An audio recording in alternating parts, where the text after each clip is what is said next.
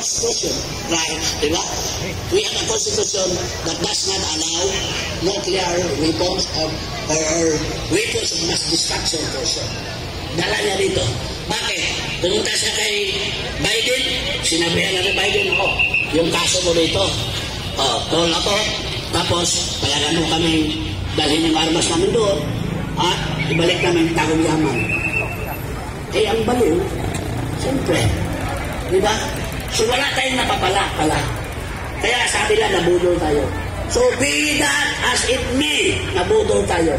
But we still have the chance to correct our wrong. We still have the chance to correct our wrong by let the man that we place in Malacanang to step down kasi hindi ka pala deserving sa aming boto. So di ba tayo na mababahin natin si Marcos? So sigaw tayo, Marcos Resign! Marcos Resign! Marcos Resign! Marcos Resign! Marcos Resign! Ito ba? Sana yung MMD. Ang mukha ni Marcos ay basura. Tingnan mo, hindi Constitution, right? Diba? We have a constitution that does not allow nuclear weapons or weapons of mass destruction also. Dala niya dito. Bakit? Pumunta siya kay Biden, sinabihan na ni Biden, yung kaso mo dito, call ako, tapos payagan mo kami dalhin yung armas namin doon, at ibalik namin tagong yaman. Eh, ang baliw, siyempre, diba? So wala tayong napapala pala. Kaya sabi lang, nabudol tayo. So be that as it may, nabudol tayo. But we still have the chance to correct our wrong. We still have the chance to correct our wrong by let the man that we place in Malacanang to step down kasi hindi ka pala deserving sa aming boto. So di ba tayo na mababahin natin si Marcos?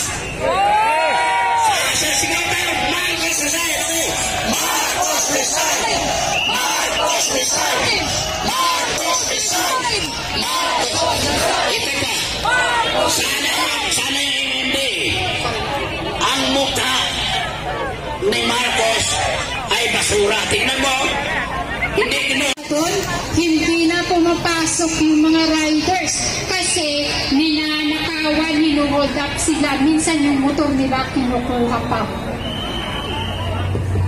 Kaya sa mga joyride, sa mga angkas rider, mga kapatid, kasama po kayo sa pinaglalaban namin.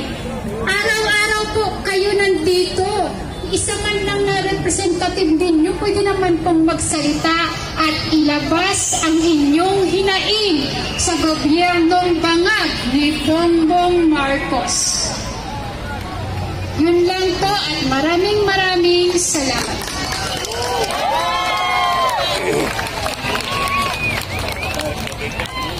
Mabuhay po ang mga working class dito sa ating bansa at mga OFWs sa buong mundo. Mga bayani kayo, mabuhay kayo! Yun po ang puso ni si Kaado.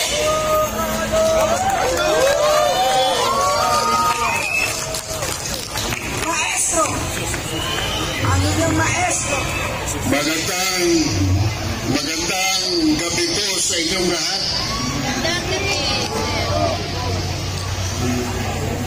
Katatapos ko lamang po ng surgery sa isa kong mata para maiwasan ang pagkabulag. Ng rector, maalisin. alisin sa mga tao. At ang sabi ko rito kay Attorney Brumeo ng District Legal ng Quezon City Police District, ay ang sabi ni Father, pwede magsimba yung mga tao. Pwede magdasal sa loob ng simbahan. Ngayon, ang sabi ni Colonel Brumeo, sige, oo. Kaya, pinararating natin kung sa ating mga kababayan, kung sino yung gustong pumasok sa simbahan, pwedeng pumasok. Basta magdasal. Lahat ng yung mga, kung mag-exit man yung mga tao, no? Mag-exit yung mga tao sa labas. Kasi eto, no, ang nakakaawa yung mga tao, pagkaganyan, bistula itong mga kriminal at sobra, no, sinusuppress na. Makababayaan niya, may mahimipay na. Eto naman, sinasabi naman kung pwedeng pumasok. Pwede naman pumasok. Kung sino naman gusto pumasok sa simbahan, pumasok sa simbahan. Diba? Kaysa nandito tayo yun lang, ano? Yun lang ang pinararating. Pwede kayong pumasok sa loob ng simbahan. Pwede kayo. Yun ang usapan namin nung rector, ano, ng SS Right. Kaya kayo kasi, kaya nga tinatanong ko kay dito sa district na legal service ng Quezon City Police District, bakit ganon, ano? Kinukukum ng tropa ninyo yung mga tao, may usapan naman na doon sa simbahan. Kaya, yung mga tao, no, yung mga tao, makisabihan lang yung mga tao kaysa kayo nandyan, pumasok doon sa may simbahan at yung nag-exit, doon kayo sa labas at basta bawal lang yung mga camera. Ha? Ayun, nalinaw. Yung mga nandun, masabihan, pwede silang magdasal sa loob ng simbahan. Basta dasal. Ha? Basta dasal. Huwag matulog. Huwag matulog. Ha? Yun lang. Yun yung ano. Kaysa ganyan, pwede yung kanina dyan, kinukukot yung mga tao. Ano na? Nakita nyo naman yung ano. Ito, pagkaandyan kayo, diba? Maayos. Magiging maayos. Sir, hindi kami makasikaw ng Duterte. Sir, hindi kami makasikaw ng Duterte.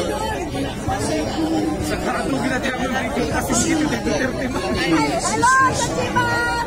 Kasi gusto nila Constitution, right? Diba? We have a constitution that does not allow